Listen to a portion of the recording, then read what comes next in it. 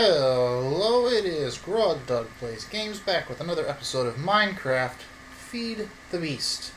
And boy, do we have some issues. So I've done some things off camera between now and then. Last episode we went ahead and upgraded these guys, so we've got...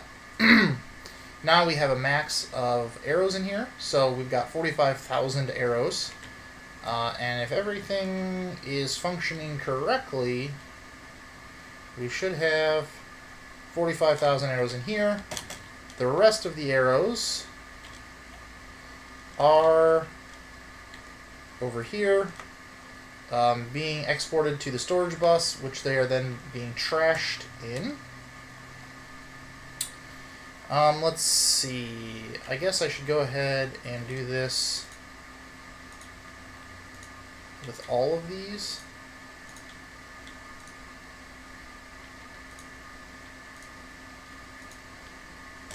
I should have done it before, and it looks like I've definitely got some issues with space. So let's see. A zombie head, a zombie brain, gunpowder, rotten flesh, string, spider eye, ender pearl, slime ball. 1, 2, 3, 4, 5, 6, 7, 8, 9. Feel like, there it is. Bone. 10. I think there are 11 things. There were, and I couldn't pick that up. I also made a wireless access, so that's handy. Let's go ahead and toss all this stuff back in there. Wheat. Okay, let's take this little guy. Alright, and I was just about to make a glowstone generator, because I'm running out of glowstone, with the gelid cryothium. So I made some gelid cryothium, and just getting ready to sort of start to figure that out when I ran into some other issues. So that's what I was hoping to get to this episode. But I've been running into some chronic power issues, I believe, because the Ender Quarry takes just a ridiculous amount of energy. So the first thing I did was I've shut off those two engines up there, or the two banks of engines at the top. I did that a while ago, and so I would just run up, get jungle wood, come down, fill those up to give it a boost to turn on my system, and I went ahead and made 10 more reactant dynamos. And that seemed to be working, and then I came and logged on today, and again, we were out of power, so I went ahead and made another 10. So we've now got like 20-something reactant dynamos. Let's see, there's 1, 2, 3, 4, 5, 6, 7, 8, 9, 10, 11, 12, 13, 14, 15, 16. So 32, 33, 34, 35, 36 reactant dynamos now. And we're sort of using more than we're getting. And I turned all of the little generators on, so we're sort of cooking now. And this is why I built this system so much earlier, because I knew that we were going to get to a point where that was going to be necessary. And of course, I used up all my fluid ducts, and I just carried the rest of this out so I can throw some more on there when I need to. And then I restructured all of this, so this Tesseract now is just power for Ender Quarry. That's it. It only sends energy, and the one that was sending energy, sharing it with my AE system, now is only items. It's only receiving items. So that's basically what's happening, and we're producing a surplus of energy. I went ahead and took all of this down so that the only... Hold on a second. Alright. The only thing that is feeding into my AE system is the tree farm up there, so that should be good. This isn't actually doing anything. We're almost full on seed oil anyway, so I'm not really too concerned. But you'll notice we're pretty much full up on everything that we have here except for these stupid seeds. And I can't figure out why, but I'm starting to think that there's something with all the seeds I keep grabbing over here, which I keep thinking in my head are incidental. But I'm starting to think that they're more than incidental, and something is going on. So I'm not sure what exactly is happening, but we're going to try and fix that.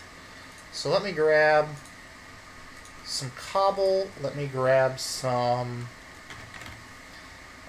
item ducts and maybe a servo, some servos. And then what we're going to do is, let's see, if we were to go like this,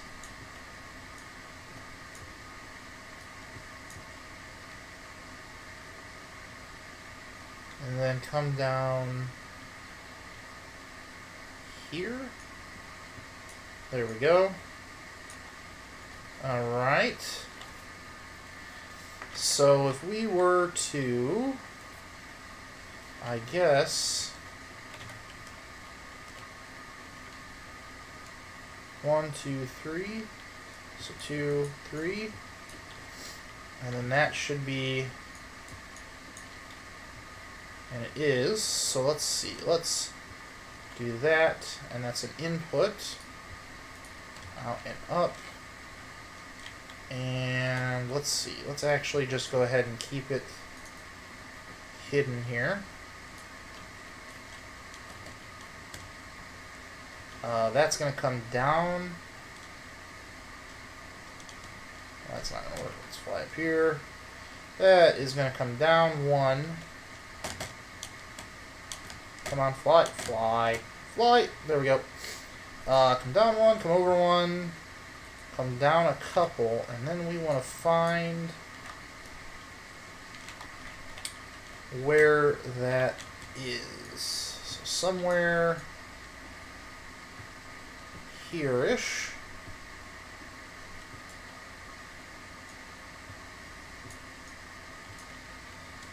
Alright.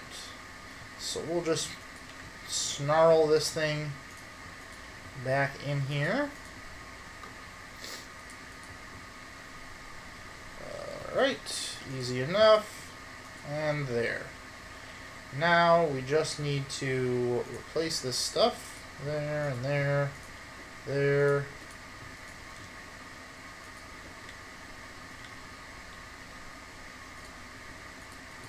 And down. Alright. Oh, and there. And then let's go upstairs.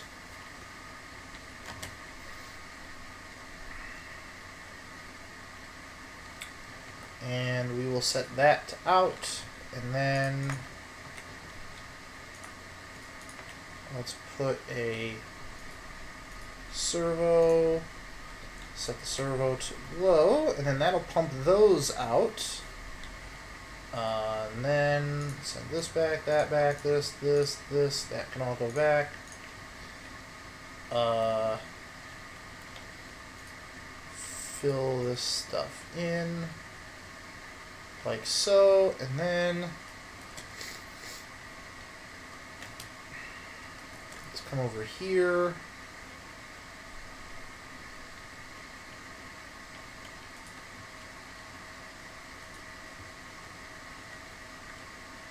I'm not 100% certain.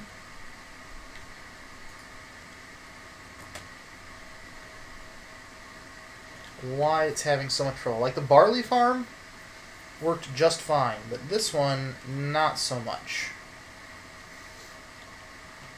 So I'm thinking, oh, you know what, I didn't even use a lily pad over here. I might need to make some more lily pads for this or something. I don't know. We'll see if that helps at all. Also, I suppose I could go ahead and route this down there somehow. I guess if I just used an import bus. Is that configured to anything? It is not. So if I literally just did this,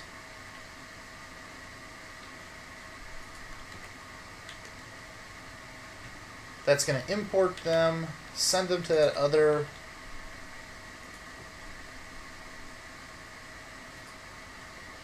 That's going to import them, send them to the other barrel, and then that other barrel is going to send them on their way downstairs. So hopefully between the two separate systems I'll be able to finally keep up on production, which will increase my biofuel production downstairs fairly dramatically.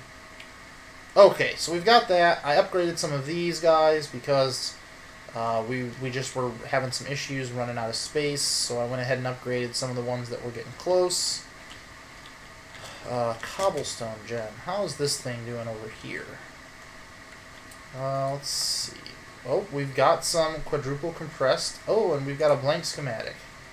So it doesn't know how to make this, so let's tell it how to make that. Alright. And eventually some of that will land in here. Right? Yep, there it is. So we'll show it how to make quintuple. So that's, each one of those is 59,000 cobblestone. That's insane. So from 6,000 to 59,000.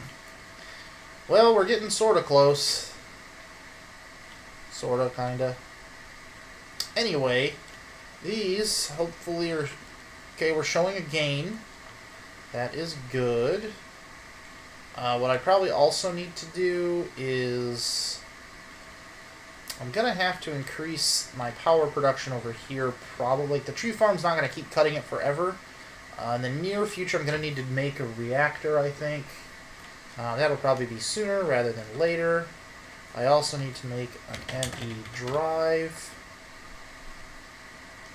ME drive. How about just a drive? Please just show up. Why does it take so long? It's still in sync. Sync mode. Just come on, man. I don't know if this is server lag or... I don't know what this is. At applied.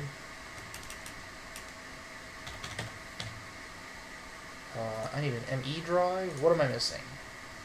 I am missing a chest.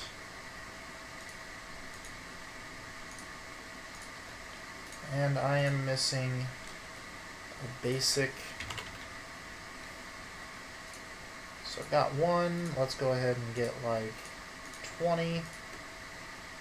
And then I need at applied energistics. Let's go ahead and try this again. Alright, we've got a drive. I guess let's put this drive here. And then let's go for some storage. Because we made 10 more 16Ks.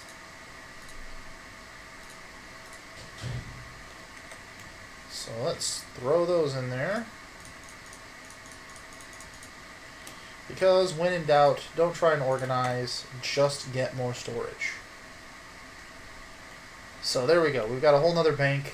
Because that one was starting to get a little full. And not full because each individual is full, but like, you know, that has one of the 63 types. It's got 27 of 63 types, and it's half full. That one still has a ton of space left, but all the types are gone. So, there we go. Alright.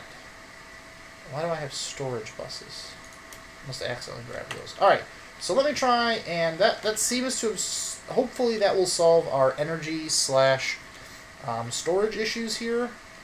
So, we will see... so let me get everything else ready for a glowstone gen, and then I will be back. Alright, and so we are back. So to start off, what I've got here is a fuzzy import bus. That's stack mode to pull out of a chest. I've got a buffer chest that's going to be fed by item ducts. And what we've got is we've got our gelid cryothium in liquid form. So, gelid cryothium. And that came from melting down some cryothium dust, which comes from some snowballs, some, not niter, but saltpeter, redstone, and some blizz powder. Blizz powder comes from taking a snowball and dousing it in destabilized redstone, and that gets you some blizz powder. So, 4 of the pyrotheum dusts gets you a bucket of it. Drop it down there. That's the as far as it goes. That's where it stops, right? It does not flow 8 like water, it only flows 4. And then underneath here, going straight down and then 1 over, so down 2 or 3 blocks below this, is some energized glowstone. Energized glowstone. There we go. So you dumped a bucket of that, and it's a gas, so that's why the bucket's upside down, so it flows upwards. So it's flowing up here. It goes past where the cryothium flows, and then the cryothium freezes it into glowstone. It's a pretty neat interaction with thermal expansion. It's the only molten material, liquid material I should say, that cryothium will do this to, and only cryothium will do it.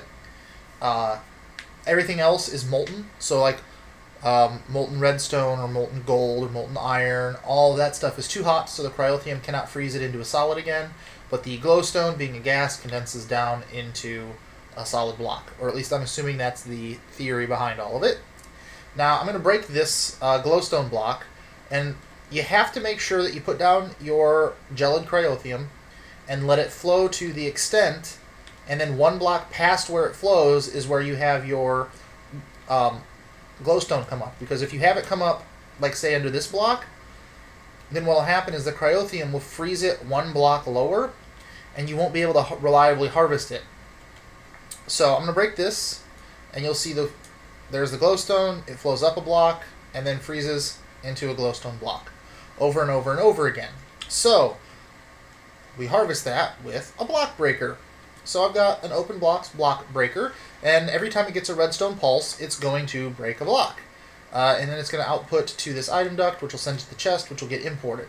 So my initial go around with this was, what I should do is get an ME transition plane, which is sort of like a block breaker. It just, whatever it's touching, it will import. So I thought, well, I'll put it there, and it'll just constantly import the glowstone. But the problem with that is that when you break this, that comes up. The liquid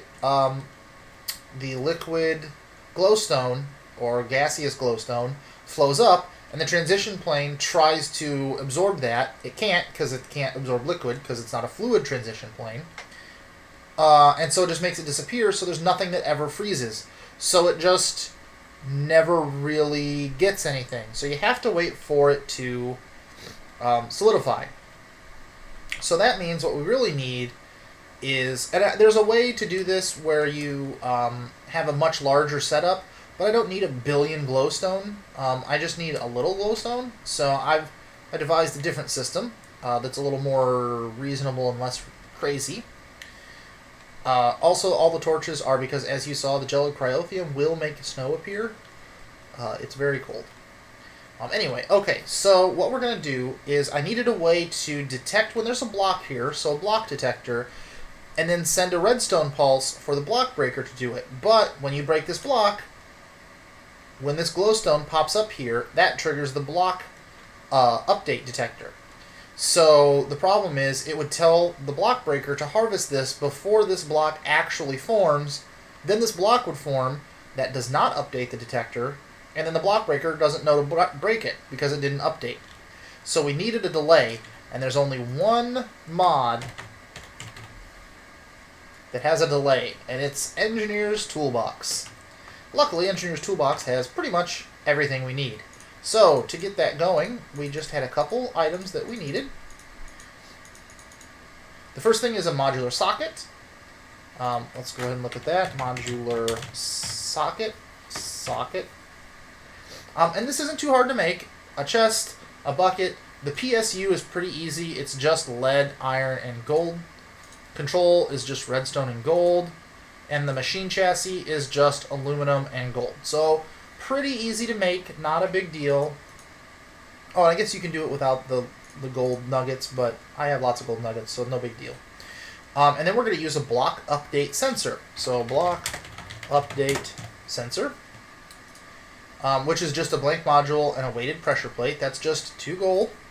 And the modules are the die, the machine chassis, some glowstone, some glass, but you get 12. And then let's see. And then we also needed the delayer. Just a clock and a redstone output, which is just a module and a redstone repeater. and we needed the socket remote. That is totally not the way you spell that. Nope. Which is just another one of these control circuits and an ender pearl and a blank module. And they work pretty well. And Engineer's Toolbox works well. The only issue is there are just other mods that do it better or easier or quicker. So here's how this works. You put down a modular socket, and then if we look at Engineer's Toolbox, right, you put down the modular socket, and then on any of the faces, you could put all these different things. And there's redstone logic up here, NOR gates and OR gates and AND gates. There's input and export for items and liquid and power, and there's 3 internal storage tanks, and there's 3 internal inventories inside the block, and there's just about anything you can think you want to do with a block, this thing can do it. It has a block breaker module, it has its own mining version, it has its own energy source, it has redstone control, it has monster stuff, like everything. It has everything. But, like I said, most times there's other mods that do it easier. So, hold on just a second. Man, allergies are just killing me today. Alright, so the way this works is you then get your modules, and then you slap them on the sides. So I'm going to take my delayer, and I'm going to right-click and install it there. And then I'm going to take my block update sensor, break this, and slap it on there. Now, what you're going to see is you have this socket remote now, because we also have to calibrate them so that everything's going to work the way we want it to. Alright, and so if you look, if you shift right-click, it changes to all these different colors, and the different colors do different things because that's how you set what internal thing it's using. So what we need is the red color, which I just passed because that's easy. There we go. And I'm going to stand up, and I'm going to right-click on the delayer. And what you can see is up there in Waila, it just put 100 next to it. So if I right-click again, now it's a 10, now it's a 110, now it's a 1, 101, 11, 111, nothing, 100. Those are the different redstone channels that work. So what this does is it says if there's an internal redstone pulse on channel 100, then trigger the delayer. And it does that because you could also have, let's say, an item ejector over here, depending on what else you were doing. And you could say, oh, on redstone signal 11, export an item. That way you can be doing 2 different things with the same block. So it's pretty versatile and pretty neat. But again, there's lots of different ways to do stuff like that. Alright, and then all we need to do is break this block and set the block breaker to also work on 100. So you can see when we're looking at this, the delayer is set to 100, the block update sensor is set to 100. Now, you can see that because of that little red guy down there, right where my cursor is pointing. Now if I click this again and set it to a different, so now it's at 10, notice that it moved down 1. If I click it again, now it lit those 2 up, and it's not really 100 or 10. What it really is 110. There's 3 channels, and so you're constantly switching them between zeros and ones. That's binary, on and off, and it's just giving you every combination you can have between on and off. So they're all off. The one we're going to use is channel 1 is on. So there's not a whole bunch of different settings. There's just 3 internal redstone signals that you can use. So, but it lets you activate a side on multiple inputs. So, well, you can figure that out. Now the other part of this is there's this red square right here, and that tells it for the delayer how long to delay. And I believe it's the same as the timer, which is like a half a second, 2 seconds, second and a half, something like that. I don't remember exactly what they are, but I know that we're gonna not do that. Oh, shoot. We need... So red does redstone. Purple might be the one we wanted. Oh, the white... Oh. Blue, green, red, purple. Is it purple? No, purple does like an internal inventory, I think, or something. We don't care about purple. We want white. Now, watch that red dot right there. I wish it was a white dot so it told you which one it did. So it's moving down because it's increasing the delay that the delayer is going to wait. So what we're going to do is take red alloy wire and bring it down and then up there. Oh, I can actually just do that. Oh, even easier. Okay, so what that means is that when this block updater... jump up there. When this block updater that's on that side... Up, there we go. So there, it froze. It's waiting as a delay, and then it's going to send a pulse and trigger the block breaker. And you can see it's building up the time. Top, it triggers it, it breaks it. There it goes. Now, I might need a servo, because it looks like it just spit all of that out as opposed to inserting it. And we're out of power again. How are we still out of power? That is getting very frustrating, is what that is. Looks like sooner rather than later we're going to be needing to make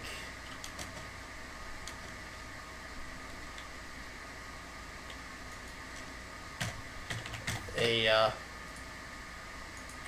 nuclear, or not a nuclear, sooner rather than later we're going to have to make ourselves a big reactor. Oh, maybe that's why.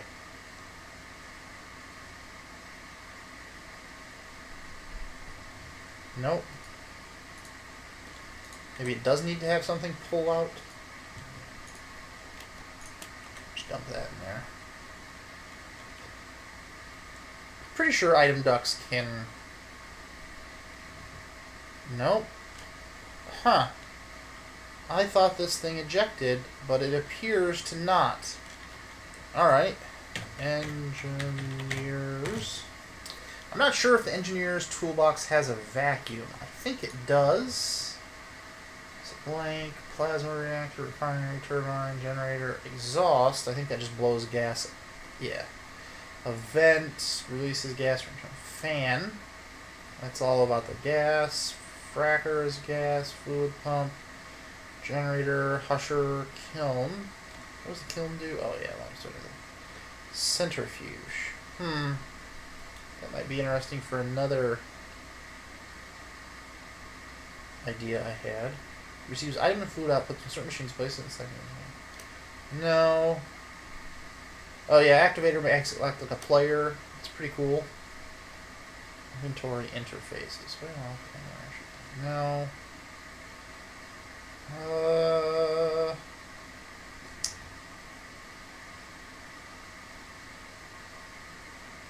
Button.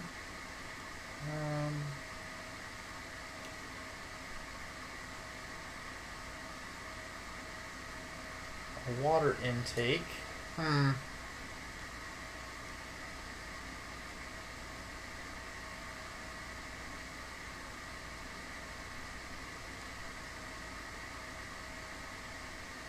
Yeah, that's not what we want. But yeah, it can move adjacent inventories. Or adjacent blocks. It's very neat. Elevator, Rosie Susan.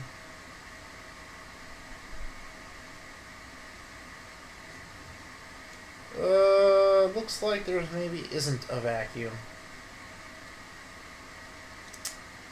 Sort of thought that there was, but I guess not.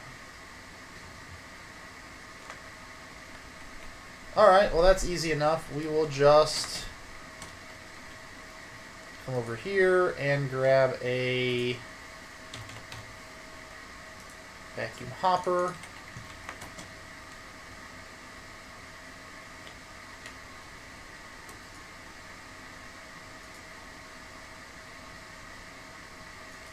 Sit the vacuum hopper right there. No, come on. There we go. And there. And there. Blacklist nothing.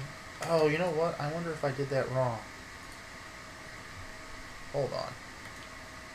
Alright. You go away. Right. You do that. Did I screw this up? That is the question. Do this. Do this. Do that. Do this. Let's see.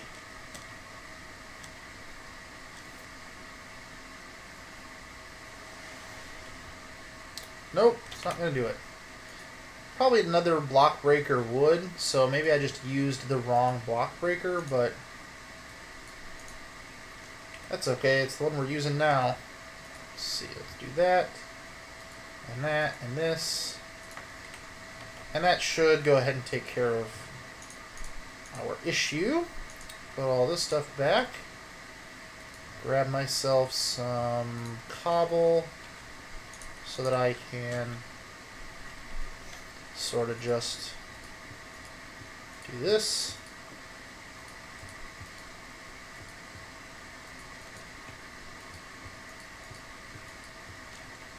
And just try and block that off, sort of, so that hopefully I don't get too many drops flying at me.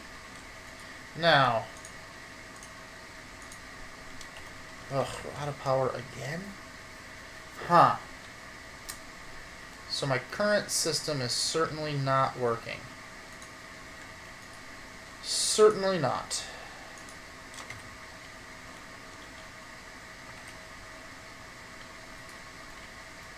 Well, while that's charging back up,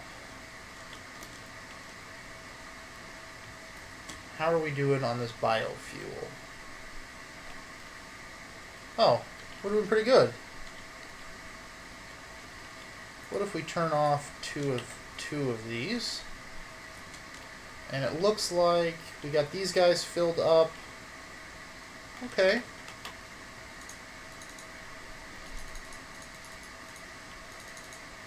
So I sort of feel like what I really should do... Okay. First things first, let's grab that guy.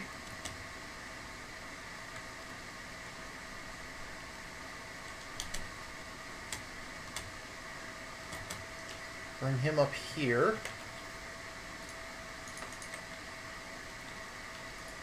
Put him there.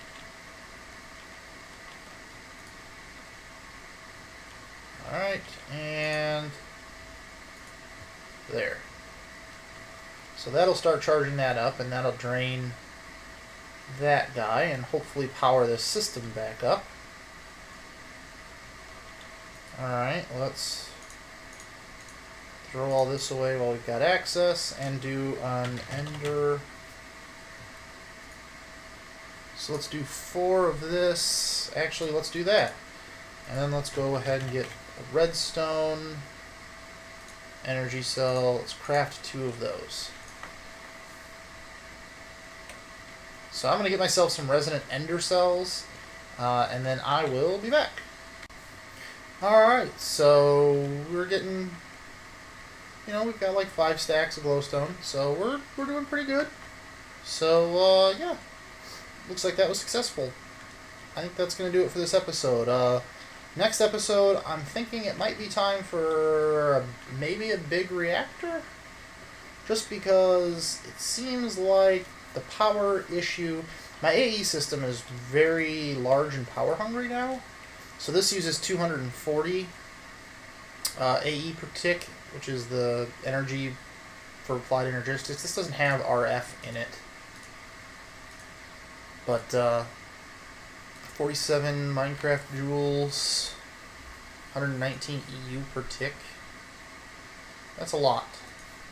It's not like a ton, but it's a significant amount when you combine it with all the redstone to power all of the cyclic assemblers, and all of this stuff, and all of this stuff.